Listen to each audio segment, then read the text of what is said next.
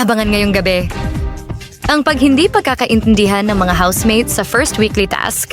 Hindi kasi kayo nakikinig sa akin. So meaning to say, ikaw lang ang naging matino sa weekly task? Ang yabang mo naman masyado. At abangan ang first evictee ng edisyong ito. Tapusin na natin to kasi napaka-delayed na ng edisyong ito. Ang lahat ng yan ngayong gabi dito lamang yan sa first eviction night ng The Sims Big Brother 3.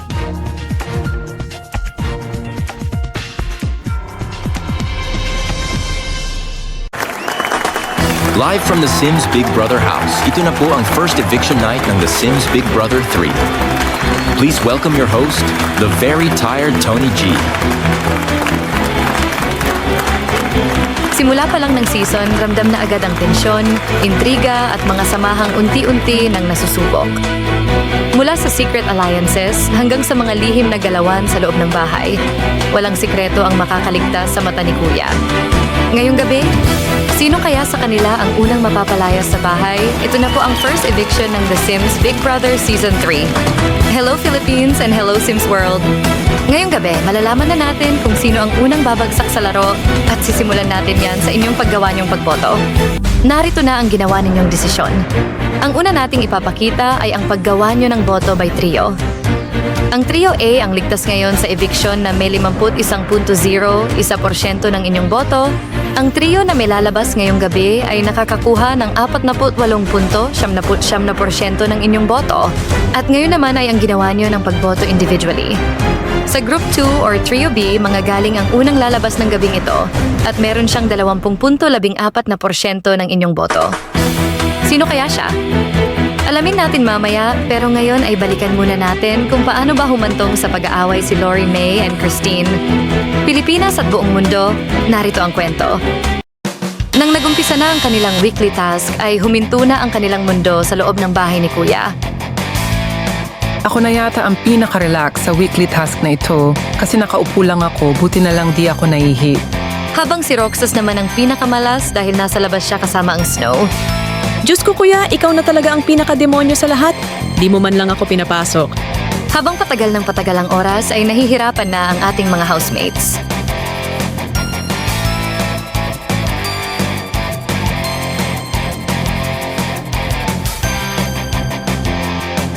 Tayang-tay na ako kuya sobra pero di ko mapigilan talaga na. At nang malapit nang matapos ang 8 oras na weekly task,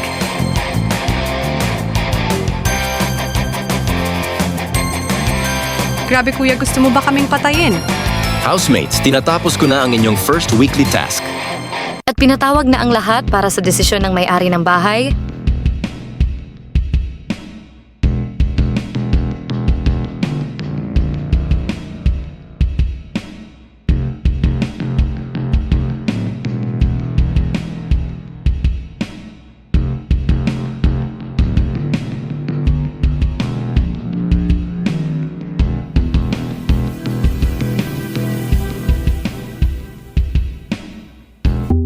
Housemates, pinatawag ko kayo para pag-usapan ang nangyaring first weekly task. Ngayon sa 8 oras na ginawa natin ang kauna-unahang weekly task nyo, nagwagi ba kayo? Panoorin nyo ang mga nangyari.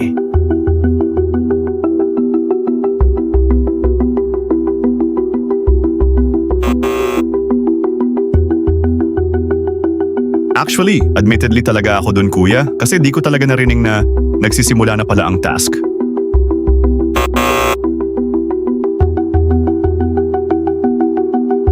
Naku kuya, ihing-ihi na talaga ako at tumulo na talaga yung magwiwi ko kuya. Sorry po kuya, ihing-ihi na talaga ako and akala ko tapos na ang 1 minuto. Napanood nyo na at kitang-kita na si Al, Laura Mee and John Louie ang hindi nakatiis at gumalaw ng hindi pa tapos ang tinakda kong oras. Housemates, sa puntong ito ay gagawa na ako ng desisyon at inyong unang weekly task kayo ay natalo. Medyo nakakalungkot kuya kasi todo effort ako nung task eh. Grabe, wala nang ang pagkain. Medyo magkakasakit pa ako dito. Parang di ko yata kaya dito, Big Brother. nabigla ang mga housemates, lalong-lalo na ang weekly task leader na si Christine, kay nagbigay ito ng saloobin sa mga housemates. Alam ko naman na lahat tayo may ambag sa weekly task, pero sana next time, mas seryoso tayo. Hindi ito biro. Natalo tayo kasi hindi lahat nagbigay ng full effort. Parang ako lang yung nagmamadali habang yung iba chill lang. Teka lang, Christine. Bakit parang kasalanan na ng lahat? Pasalamat ka nga kasi kahit papaano, naitawid pa rin natin yung task. Kung puro galit ang ibabato mo, idi ikaw na lang magtrabaho mag-isa next week. Hindi kasi kayo nakikinig sa akin, kaya tayo natalo. May mga bagay lang kasi na sana inagapan natin. Hindi ko sinabing wala kayong ginawa, pero pwede namang pag-usapan yung mga pagkukulang, di ba? So meaning to say, ikaw lang ang naging matino sa weekly task? Ang yabang mo naman masyado. Hindi ba pwedeng pasalamatan mo rin kami kahit papaano? Kasi kahit kulang, ginawa pa rin namin ang makakaya namin. Pwede ba kitang kausapin ng tayo lang kasi parang namimi-misunderstood mo ako eh? Maya-maya pa ay nag-usap na si Loramie and Christine.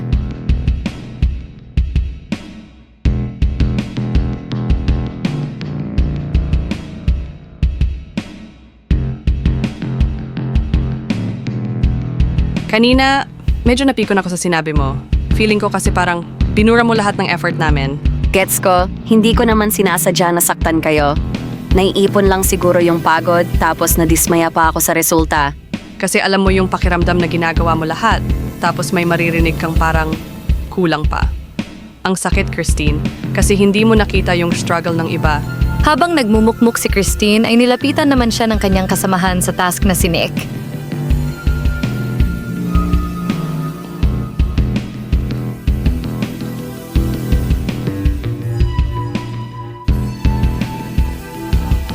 Naramdaman ko yung bigat ng loob mo. Leader tayo, normal lang na ma-frustrate. Pero hindi rin natin maiiwasan na may masaktan, kahit ang intensyon ay tama. Hindi. Naiinis pa rin ako, Roxas. Alam mo yon, ang bigat sa loob. Baka hindi lang niya alam paano i-express yung pagkadismaya. Lahat tayo may pressure eh. Hay ewan ko sa kanya. Akala mo naman may premyo yung weekly task? Utot niya. Magkakabati pa ba ang nagalitan na si Loramie and Christine? Abangan natin yan sa mga susunod na linggo.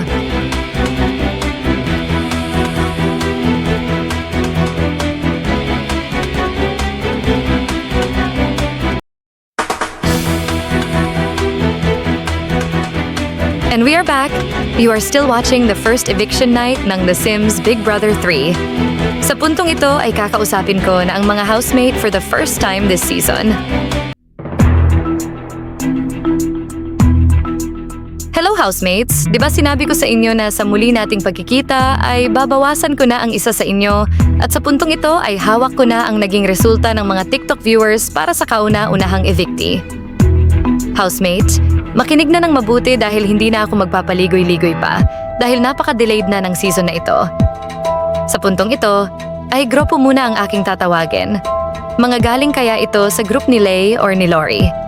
Ang tatawagin kong grupo ay ang siyang ligtas ngayong gabi at ang hinid ko matatawag ay makalalabas muna sandali dahil dalawa na lang sa inyo ang makakabalik sa loob ng bahay.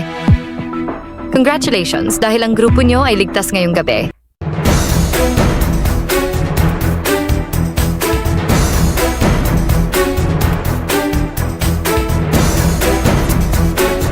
Lori!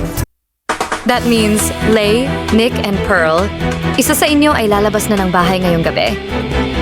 Magmadali kayong lumabas ng bahay.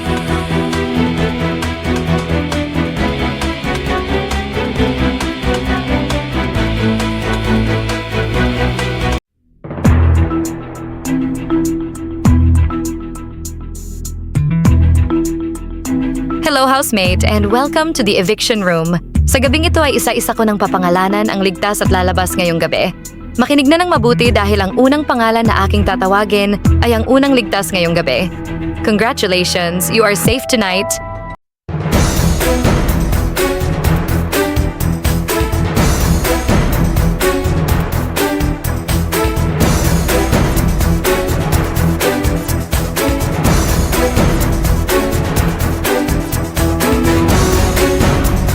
Lay.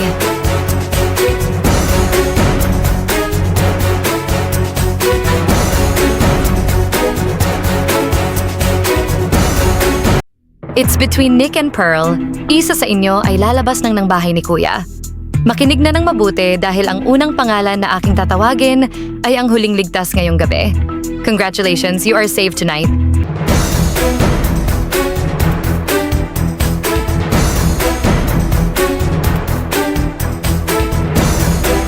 Nick.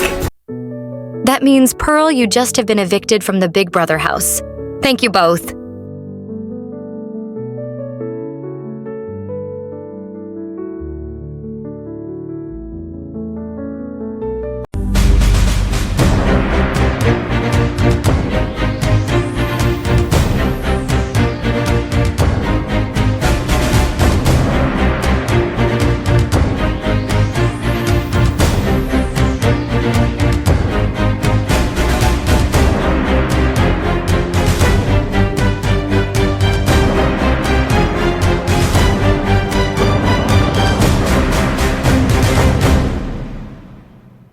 At ito na siya. Please welcome ang perya raketera ng Naga, Pearl.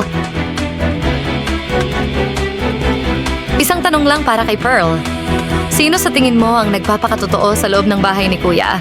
Para sa akin, si Christine po. Siya po ang housemate na malakas ang dating at big winner material. Alright. Maraming salamat, Pearl, sa paigiging bahagi mo bilang housemate sa loob ng bahay ni Kuya. And of course, me, ₱100 na naghihintay sa'yo. Kontakin kami sa pamamagitan ng message kung paano mo makukuha ang iyong premyo. At muli natapos na naman ang isang gabi ng tensyon. Abangan ngayong susunod na linggo ang second nomination night na kung saan 2 grupo na naman ang mano-nominate at balita ko. Meron daw papatawan ng automatic nomination? Sino kaya yon at abangan din ang second weekly task at ang bagong mechanics para sa susunod na botohan sa susunod na eviction night. Muli ako pa rin si Tony G. And this has been the first eviction night ng The Sims Big Brother Season 3. Good night!